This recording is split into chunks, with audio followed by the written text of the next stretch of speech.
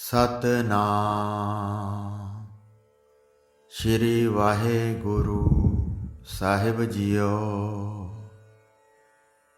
परम सन्मानियो गुरु रूप गुरु खालसा साध संगत जी, वाहिगुरु जी का खालसा वाहिगुरु जी की फतेह।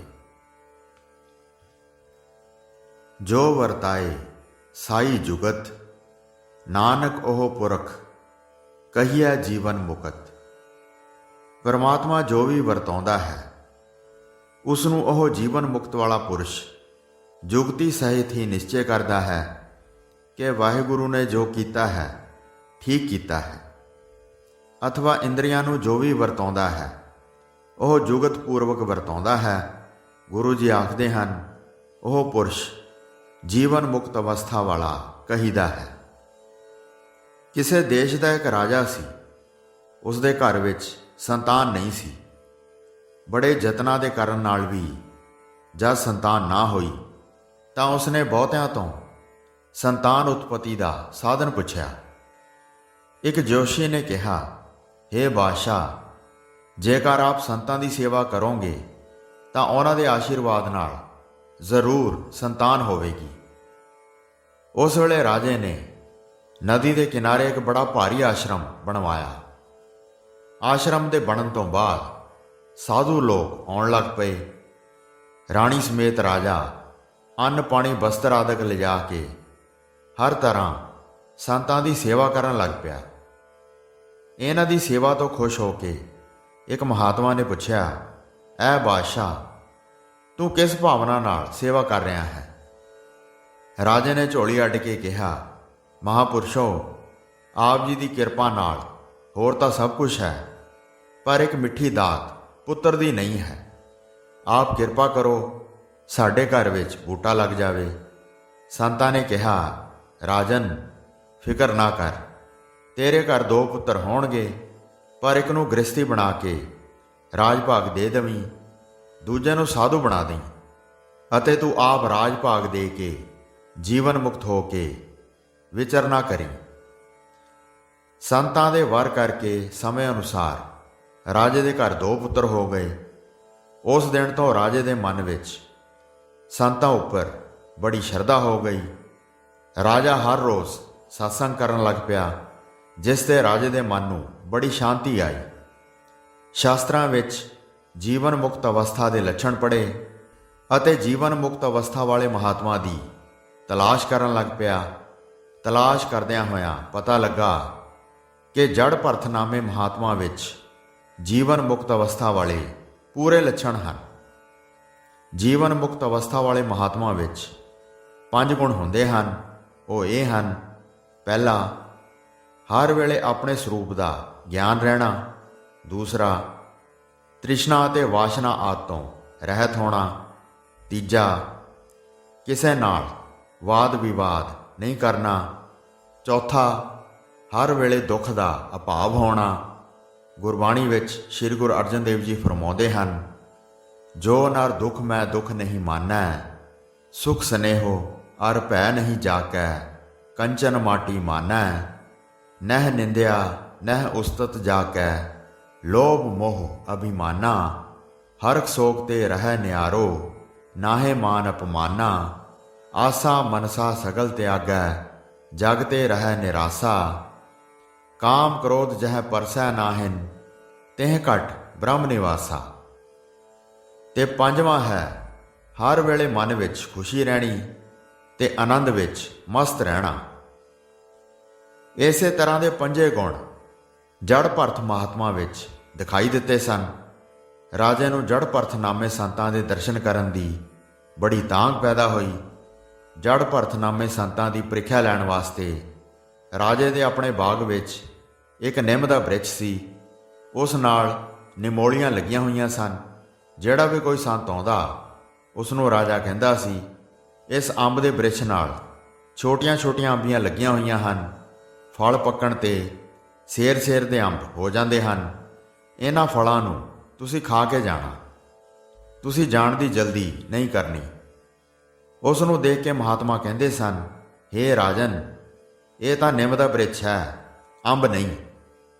ਇੰਜ ਕਹਿ ਕੇ ਚਲੇ ਜਾਂਦੇ ਸਨ। ਰਾਜਾ ਸਮਝ ਲੈਂਦਾ ਸੀ ਕਿ ਇਹ ਜੜ ਭਰਤ ਮਹਾਤਮਾ ਨਹੀਂ ਹਨ। ਰਾਜੇ ਨੇ ਉਸ ਬਾਗ ਵਿੱਚ ਇੱਕ ਤੋਤਾ ਵੀ ਰੱਖਿਆ ਹੋਇਆ ਸੀ, ਜੋ ਆਏ ਗਏ ਸੰਤਾਂ ਨੂੰ ਅਤੇ ਰਾਜੇ ਨੂੰ ਬੜੇ ਸਤਿਕਾਰ ਭਰੇ ਮਿੱਠੇ ਮਿੱਠੇ ਬਚਨ ਸੁਣਾ ਕੇ ਪ੍ਰਸੰਨ ਕਰਦਾ ਸੀ ਅਤੇ ਆਏ ਹੋਏ ਸੰਤਾਂ ਨੂੰ ਆਖਦਾ ਸੀ ਕਿ ਸੰਤ ਜੀ, ਮੈਂ ਸੁਣਿਆ ਹੈ ਕਿ ਪ੍ਰਭੂ ਦਾ ਨਾਮ ਜਨਮ ਮਰਨ ਦੇ ਬੰਧਨ ਕੱਟ ਦਿੰਦਾ ਹੈ, ਪਰ ਮੇਰਾ ਤਾਂ ਲੋਹੇ ਦਾ ਪਿੰਜਰਾ ਜੋ ਮੇਰੇ ਵਾਸਤੇ ਬੰਧਨ ਰੂਪ ਹੈ, ਇਸ ਨੂੰ ਨਹੀਂ ਕੱਟਦਾ। ਮੈਂ ਦਿਨ ਰਾਤ ਨਾਮ ਲੈਂਦਾ ਰਹਿੰਦਾ ਹਾਂ। ਕੋਈ ਤਰੀਕਾ ਦੱਸੋ ਜਿਸ ਕਰਕੇ ਮੇਰਾ ਬੰਧਨ ਟੁੱਟ ਜਾਵੇ। ਮਹਾਤਮਾ ਨੇ ਅਨੇਕ ਜੁਗਤੀਆਂ ਵੀ ਦਸੀਆਂ, ਪਰ ਉਸ ਦਾ ਪਿੰਜਰਾ ਨਾ ਟੁੱਟਿਆ। ਅਖੀਰ ਇੱਕ ਦਿਨ ਫਿਰਦੇ ਫਿਰਦੇ ਜੜ ਭਰਤ ਨਾਮੇ ਮਹਾਤਮਾ ਵੀ ਉੱਥੇ ਆ ਗਏ। ਜਿਸ ਵੇਲੇ ਬਾਗ ਦੇ ਅੰਦਰ ਵੜੇ ਤਾਂ ਤੋਤੇ ਨੇ ਬੜੇ ਮਿੱਠੇ ਮਿੱਠੇ ਬੋਲਾਂ ਨਾਲ ਬੜਾ ਸਤਿਕਾਰ ਕੀਤਾ ਤੇ ਪ੍ਰਸ਼ਨ ਕੀਤਾ, ਮਹਾਰਾਜ ਜੀ, ਕੋਈ ਜੁਗਤੀ ਦੱਸੋ ਜਿਸ ਕਰਕੇ ਇਹ ਲੋਹੇ ਦਾ ਪਿੰਜਰਾ ਟੁੱਟ ਜਾਵੇ। ਸੰਤਾਂ ਨੇ ਕਿਹਾ, ਮਨ ਇੰਦਰੀਆਂ ਨੂੰ ਰੋਕ ਕੇ ਮੁਰਦੇ ਵਾਂਗ ਲੰਮਾ ਪੈ ਜਾ, ਹੁਣੇ ਪਿੰਜਰਾ ਟੁੱਟ ਜਾਏਗਾ। ਰਾਮ ਰਾਮ ਜਪਣ ਕਰਕੇ ਤੋਤੇ ਦਾ ਹਿਰਦਾ ਤਾਂ ਅੱਗੇ ਹੀ ਸ਼ੁੱਧ ਸੀ। ਸੰਤਾਂ ਦੇ ਬਚਨਾਂ ਅਨੁਸਾਰ ਜਿਸ ਵੇਲੇ ਮਨ ਇੰਦਰੀਏ ਪ੍ਰਾਣਾਂ ਨੂੰ ਰੋਕ ਕੇ ਲੰਮਾ ਪੈ ਗਿਆ, ਇਤਨੇ ਨੂੰ ਰਾਜਾ ਆ ਗਿਆ। ਤੋਤੇ ਨੇ ਪਹਿਲੇ ਵਾਂਗ ਮਿੱਠੇ ਬਚਨ ਬੋਲ ਕੇ ਸਤਿਕਾਰ ਨਾ ਕੀਤਾ। ਰਾਜੇ ਨੇ ਮਾਲੀ ਤੋਂ ਪੁੱਛਿਆ, ਤੋਤਾ ਕਿੱਥੇ ਹੈ? ਬੋਲਦਾ ਨਹੀਂ। ਮਾਲੀ ਨੇ ਦੇਖ ਕੇ ਕਿਹਾ, ਉਹ ਤਾਂ ਮੋਇਆ ਪਿਆ ਹੈ। ਉਸ ਵੇਲੇ ਰਾਜੇ ਨੇ ਉਸ ਪਿੰਜਰੇ ਨੂੰ ਆਪਣੇ ਪਾਸ ਮੰਗਵਾ ਕੇ ਤੋਤੇ ਨੂੰ ਪਿੰਜਰੇ ਤੋਂ ਬਾਹਰ ਕੱਢਿਆ। ਉਸ ਉੱਤੇ ਹੱਥ ਫੇਰਿਆ, ਗੁਲਾਬ ਅਤਰ ਛਿਣਕਿਆ, ਪਰ ਤੋਤੇ ਨੇ ਅੱਖ ਵੀ ਨਾ ਖੋਲ੍ਹੀ। ਫਿਰ ਰਾਜੇ ਨੇ ਕਿਹਾ, ਇਸ ਨੂੰ ਬਾਹਰ ਖੁੱਲ੍ਹੀ ਹਵਾ ਵਿੱਚ ਰੱਖ ਦਿਓ, ਸ਼ਾਇਦ ਠੀਕ ਹੋ ਜਾਏਗਾ। ਜਿਸ ਵੇਲੇ ਤੋਤੇ ਨੂੰ ਖੁੱਲ੍ਹੀ ਹਵਾ ਵਿੱਚ ਰੱਖ ਕੇ ਸਾਰੇ ਆਪੋ ਆਪਣੇ ਕੰਮਾਂ ਵਿੱਚ ਲੱਗ ਗਏ, ਉਸ ਵੇਲੇ ਤੋਤੇ ਨੇ ਮੌਕਾ ਦੇਖਿਆ ਕਿ ਹੁਣ ਮੇਰੇ ਪਾਸ ਕੋਈ ਆਦਮੀ ਨਹੀਂ ਹੈ। ਇੱਕਦਮ ਉੱਡ ਕੇ ਬ੍ਰਿਛ ਦੀ ਉੱਚੀ ਟਾਹਣੀ ਤੇ ਜਾ ਬੈਠਾ ਅਤੇ ਜੜ ਭਰਤ ਜੀ ਦਾ ਬਹੁਤ ਧੰਨਵਾਦ ਕੀਤਾ ਕਿ ਇਹਨਾਂ ਮਹਾਪੁਰਸ਼ਾਂ ਦੇ ਇਸ਼ਾਰੇ ਨਾਲ ਹੀ ਮੇਰੀ ਮੁਕਤੀ ਹੋਈ ਹੈ। ਜਿਸ ਵੇਲੇ ਇਸ ਗੱਲ ਦਾ ਪਤਾ ਰਾਜੇ ਨੂੰ ਲੱਗਾ ਤਾਂ ਉਹ ਵੀ ਸੰਤਾਂ ਦੀ ਚਰਨੀ ਆ ਪਿਆ। ਸੁਖ ਆਨੰਦ ਪੁੱਛ ਕੇ ਆਖਦਾ ਹੈ, ਇਸ ਅੰਬ ਬ੍ਰਿਛ ਦੇ ਫਲ ਪੱਕ ਕੇ ਸੇਰ ਸੇਰ ਦੇ ਹੋ ਜਾਂਦੇ ਹਨ ਤੇ ਬੜੇ ਮਿੱਠੇ ਹੋ ਜਾਂਦੇ ਹਨ। ਤੁਸੀਂ ਫਲ ਖਾ ਕੇ ਜਾਣਾ, ਛੇਤੀ ਜਾਣ ਦੀ ਕੋਸ਼ਿਸ਼ ਨਾ ਕਰਨੀ। ਜੜ ਭਰਤ ਨੇ ਛੇਤੀ ਜਾਣ ਦਾ ਕੋਈ ਖਿਆਲ ਨਾ ਕੀਤਾ। ਰਾਜਾ ਨੇ ਅਨੇਕ ਪ੍ਰਕਾਰ ਦੀ ਪ੍ਰੀਖਿਆ ਲਿੱਤੀ, ਪਰ ਸੰਤਾਂ ਦਾ ਮਨ ਵਿਖੇਪਤਾ ਵਿੱਚ ਨਾ ਆਇਆ। ਆਖਰ ਰਾਜਾ ਨੇ ਨਿਮਰਤਾ ਵਿੱਚ ਆ ਕੇ ਬੇਨਤੀ ਕੀਤੀ, ਆਪ ਕੋਈ ਅਜਿਹੀ ਜੁਗਤੀ ਦੱਸੋ ਜਿਸ ਤੇ ਮੈਂ ਵੀ ਘਰ ਵਿੱਚ ਰਹਿ ਕੇ ਸੁੱਖ ਦੁੱਖ ਆਉਣ ਤੇ ਹਰਕ ਸੋਗ ਦੇ ਸਹਿਤ ਨਾ ਹੋਵਾਂ ਤੇ ਜੀਵਨ ਮੁਕਤ ਅਵਸਥਾ ਦੇ ਆਨੰਦ ਨੂੰ ਲਵਾਂ। ਜੜ ਭਰਤ ਨਾਮੇ ਸੰਤਾਂ ਨੇ ਕਿਹਾ, ਹੇ ਰਾਜਨ, 3 ਗੁਣ ਹੀ ਪੁਰਸ਼ ਨੂੰ ਦੁਖੀ ਸੁਖੀ ਕਰਦੇ ਹਨ। ਤੂੰ ਤਿੰਨਾਂ ਗੁਣਾਂ ਨੂੰ ਤਿਆਗ ਦੇ। ਤੇਰਾ ਤਿੰਨਾਂ ਗੁਣਾਂ ਨਾਲ ਕੋਈ ਸੰਬੰਧ ਨਹੀਂ ਹੈ। ਤੇਰਾ ਸਰੂਪ ਨਿਰਗੁਣ ਹੈ। ਜਿਵੇਂ ਬਦਾਮ ਰੋਗਨ ਦਾ ਬਦਾਮਾਂ ਦੇ ਬੂਟੇ, ਪੱਤਿਆਂ, ਟਾਹਣੀਆਂ, ਫਲਾਂ, ਫੁੱਲਾਂ ਨਾਲ ਕੋਈ ਸੰਬੰਧ ਨਹੀਂ ਹੈ, ਬਲਕਿ ਬਦਾਮ ਦੇ ਉੱਪਰਲੇ ਛਿਲਕੇ ਨੂੰ ਤੋੜ ਕੇ ਅੰਦਰਲੀ ਗਿਰੀ ਨੂੰ ਕੁੰਡੇ ਵਿੱਚ ਪਾ ਕੇ ਡੰਡੇ ਨਾਲ ਰਗੜ ਕੇ ਉਸ ਵਿੱਚੋਂ ਬਦਾਮ ਰੋਗਨ ਕੱਢ ਕੇ ਬਾਕੀ ਦਾ ਫੋਗ ਸੁੱਟ ਦੇਈਦਾ ਹੈ। ਇਸੇ ਤਰ੍ਹਾਂ ਤਿੰਨੇ ਗੁਣ ਅਤੇ ਤਿੰਨੇ ਕਾਰਨ ਸੂਖਮ, ਸਥੂਲ, ਸਰੀਰ, ਫੋਗ ਰੂਪ ਹਨ। ਤੂੰ ਇਹਨਾਂ ਵਿੱਚ ਰਹਿੰਦਾ ਹੋਇਆ ਵੀ ਇਹਨਾਂ ਤੋਂ ਵੱਖਰਾ ਹੈ। ਫਿਰ ਫੋਗ ਨੇ ਆਪਣੇ ਵਿੱਚ ਬਦਾਮ ਰੋਗਨ ਨੂੰ ਛੁਪਾ ਰੱਖਿਆ ਹੈ, ਦਰਸ਼ਨ ਨਹੀਂ ਕਰਨ ਦਿੰਦਾ। ਫੋਗ ਬਦਾਮ ਰੋਗਨ ਦਾ ਬੰਧਨ ਰੂਪ ਹੈ। ਇਸੇ ਤਰ੍ਹਾਂ ਫੋਗ ਰੂਪ ਤਿੰਨਾਂ ਸਰੀਰਾਂ ਤੇ ਤਿੰਨਾਂ ਗੁਣਾਂ ਨੇ ਤੇਰੇ ਸਰੂਪ ਨੂੰ ਛੁਪਾ ਰੱਖਿਆ ਹੈ। ਇਸ ਲਈ ਤੇਰੇ ਸਰੂਪ ਵਿੱਚ ਇਹ ਸਾਰੇ ਬੰਧਨ ਰੂਪ ਹਨ। ਵਿਚਾਰ ਦੁਆਰਾ ਇਹਨਾਂ ਸਾਰਿਆਂ ਨੂੰ ਤਿਆਗ ਕੇ ਤੂੰ ਮੁਕਤ ਰੂਪ ਹੋ ਜਾ। ਮਾਤਾ, ਪਿਤਾ, ਇਸਤਰੀ, ਪੁੱਤਰ ਆਦਿਕ ਜਿਤਨਿਆਂ ਸੰਬੰਧੀਆਂ ਵਿੱਚ ਤੇਰੀ ਮਮਤਾ ਹੈ, ਇਹਨਾਂ ਨੂੰ ਨਾਸਵੰਤ ਸਮਝ ਕੇ ਛੱਡ ਦੇ। ਇਹ ਤੇਰੇ ਸੰਬੰਧੀ ਨਹੀਂ ਹਨ, ਇਹ ਤਾਂ ਤੇਰੇ ਸਰੀਰ ਦੇ ਸੰਬੰਧੀ ਹਨ। ਇਹਨਾਂ ਨੂੰ ਤਿਆਗ ਦੇ। ਫਿਰ ਸਰੀਰ ਦੀ ਮਮਤਾ ਨੂੰ ਵੀ ਛੱਡ ਦੇ ਅਤੇ ਮਨ, ਬੁੱਧੀ ਆਦਿਕਾਂ ਨੂੰ ਵਿਖੇਪ ਰੂਪ ਸਮਝ ਕੇ ਤਿਆਗ ਦੇ।